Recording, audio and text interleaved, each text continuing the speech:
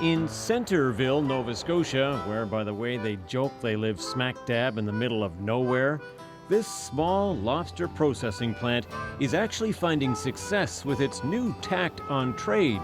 Everybody looks good in one of these, don't they? A place where hairnets meet high tech. Yeah, now I look great as Santa Claus in this. Old Santa there is actually Robert McDonald. This is our high-pressure processing room. General manager and globetrotter for Gidney Fisheries. This is where the new technology is. He crisscrosses the planet, massaging new markets. And with this new state-of-the-art device, he's eking out an edge. This is where we take live lobsters, run them through the HPP unit, and manually shuck raw meats. More on the HPP unit, the latest technology, in a minute. The fact is, NAFTA, whether it's Mexico or Canada, is a disaster. First to that most immediate of concerns, the NAFTA talks apparently going south. Bad news when the U.S. is by far your biggest customer. Yes, we all watch the negotiations. Yes, we're all concerned about what will happen. There's stability in having an agreement in place and the knowledge that your products are going to be priced appropriately. And whatever happens to NAFTA, the U.S. will still be a big customer. But with 15,000 lobsters a day going through this plant, you can't wait around to see how big. So what's it like running a business when you know there's that uncertainty about which way negotiations might go?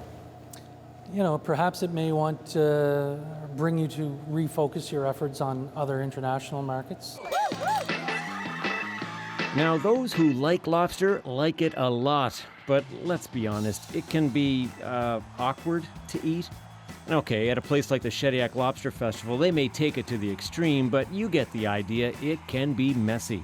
High-end dining, that's where there are growing markets, but they want a more, shall we say, refined product. All right, let's take you back to that state-of-the-art technology, the HPP, or high-pressure process, this company just installed a few months ago. Basically, we take a live lobster that you'll see here and behind us. We load them into a plastic tube. Cylinders run through this unit. The chamber fills with water. Pressure is increased. It can go as high as 87,000 psi. And that effectively compresses the meat within the shell. The exiting lobster has been dispatched. You still have to shuck it manually by hand. But yes, it's a lot easier. The release is complete. And the chefs like it like that.